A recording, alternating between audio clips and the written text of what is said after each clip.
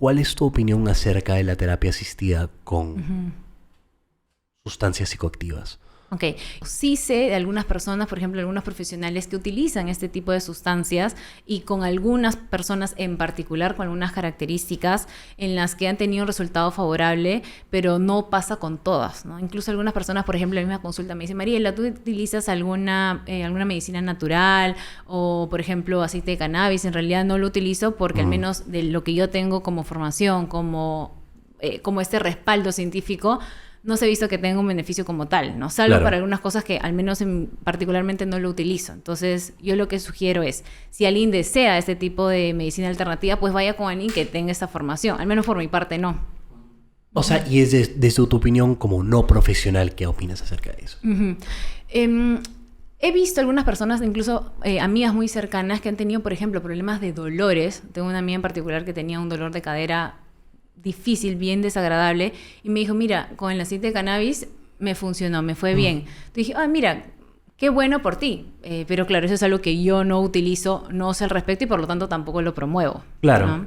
De todas formas, o sea, es que, por ejemplo, lo que yo he sentido o lo que yo he visto, por ejemplo, bastante en personas jóvenes o incluso personas en mi círculo, es que muchas personas, sugieren el consumo de ciertas sustancias psicoactivas como, por ejemplo, no sé, intentar lidiar con algún problema interno, de repente ponte que tienes un, no sé, TCA o algo así. He visto eso bastante y es como, a mí me ha causado ruido personalmente porque siento que es como recurrir a algo cuando en realidad terapia podría ayudarte con eso. Entonces, no sé, a mí personalmente me causa un poco de ruido. Sí, y porque además hay diferentes tipos de productos, no todos tienen la misma presentación, el mismo porcentaje, no todos tienen tal vez un respaldo farmacológico, entonces habría que ver eso también. Y me han pasado, algunas personas han llegado a consulta diciéndome, Mariela, he consumido el producto A y he tenido muchos efectos secundarios. Como por ejemplo, ¿qué? Dolor de cabeza. ¿Qué casos? Por ejemplo, coméntame de un caso. Una persona de unos 30 años que llegó a mí porque tenía problemas de insomnio y tenía un trastorno de ansiedad, pero ella había utilizado diferentes alternativas naturales, pero en este camino había tenido dolor de cabeza, mucho mareo, se le aflojaba el estómago bastante y cuando cortó eso vio que se le fue, ¿no? Entonces me dice, ahora sí acudo porque antes yo quería algo, digamos, natural, pero me di cuenta que no iba por ahí, los efectos eran más negativos. Claro. O sea, habría que ver eso también.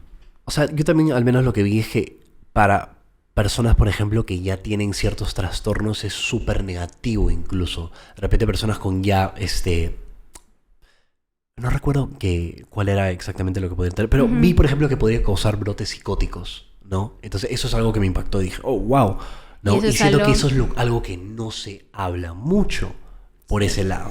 Sí, porque claro, se vende nuevamente que es muy natural, que no nos hace daño, que la industria farmacéutica nos quiere hacer vender los medicamentos, lo que quieran, ok, pero efectivamente eso que has tocado es un punto sumamente importante, porque sí hay un vínculo entre marihuana y síntomas psicóticos, y hay personas, hay estudios incluso que comentan que hasta el 15% de personas con una predisposición genética bajo el consumo de algunas sustancias como marihuana podrían tener un brote psicótico o eventualmente que esto sea permanente. Entonces, claro, eso es algo que no se comenta. Y es más, yo recuerdo un video hablando de marihuana hace un tiempo en redes y un montón de gente me escribió, me mandó a bien lejos. O sea, ¿tú hiciste un video? Sí, hablando ¿De qué se trataba exactamente? Del consumo de marihuana, que habría que tener cuidado, que muchas veces puede ser como la puerta de entrada para otras sustancias, que también hay riesgo de problemas como, por ejemplo, síntomas psicóticos. Y la gente, no, pero esto es algo natural, que cómo vas a ir en contra, tú das medicamentos. Y claro, que entiendo y respeto, nuevamente, claro, con respeto, las personas fueron sumamente irrespetuosas, pero bueno, que eso habla de la otra persona, no de mí. El tema es que con ese video, a mí lo que más me llamó la atención fue que vi la cantidad de personas que utilizan estas sustancias pensando que como es natural, no pasa nada. Exacto, y no va a hacer daño. Y en realidad no siempre es así. Y yo lo que les digo, mira, si te funcionó y te está yendo bien, ok, genial, pero por ahí puede haber un riesgo. ¿Y quién se quiere asumir ese riesgo?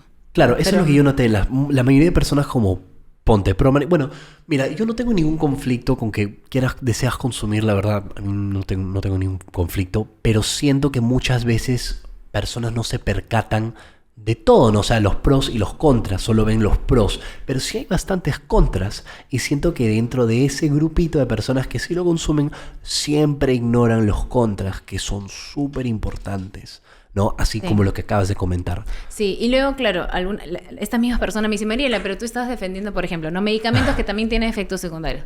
Por supuesto, todos los medicamentos los tienen. Claro. Hasta el más, digamos, beneficioso como el paracetamol tiene efectos.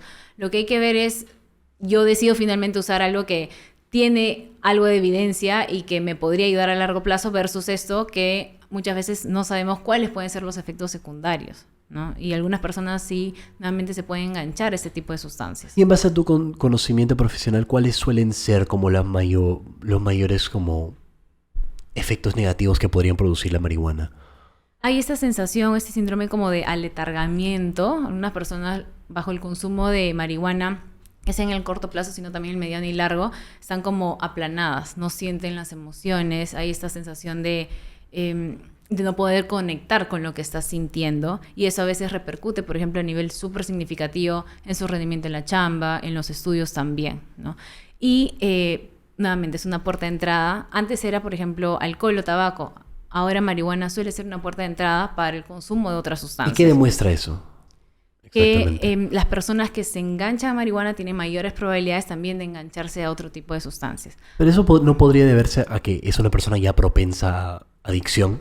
Lo que pasa es que he hablado con algunas personas que, por ejemplo, se han enganchado y luego han estado en un proceso de recuperación y de rehabilitación, y me dicen, cuando empecé a usar marihuana vi que era algo natural, que socialmente la gente Ya. me decía que no pasaba nada, y eso hizo que conozca a otras personas que consumían otro tipo de sustancia. Entonces, de alguna manera, como que se fue normalizando eso, ¿no? Y cayeron en estas otras sustancias.